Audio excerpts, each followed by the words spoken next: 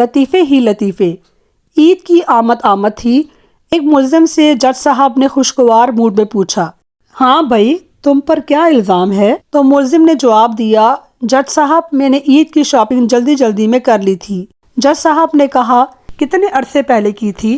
ملزم نے جواب دیا، دکان کھلنے کے 2 گھنٹے پہلے ہی۔ پہلے لوگ عید پر سوئیاں بھیجتے تھے، اب عید پر سیلفیاں بھیجتے ہیں۔ سب کچھ خریدا عید میں بچوں کے واسطے، اپنے لیے بس ایک ٹوپی ہی خرید لی۔ یہ پہلی عید تھی جو ہم کرونا کی وجہ سے ناران کا گاں نہیں گئے، نہیں تو ہر بار پیسے نہ ہونے کی وجہ سے نہیں جاتے۔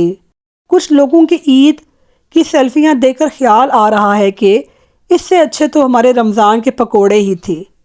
واہ کیا بات ہے! عید کپڑوں سے نہیں اپنوں سے ہوتی ہے۔ اگر چاند رات کو جسم میں کسی قسم کی سنسناہٹ ہو تو پریشان مت ہوئیے گا، یہ شیطان کے ری انسٹال ہونے کی نشانی ہے۔ عید سے پہلے یہ عید کب آئے گی؟ عید کے دوران کیا بورنگ عید ہے یار!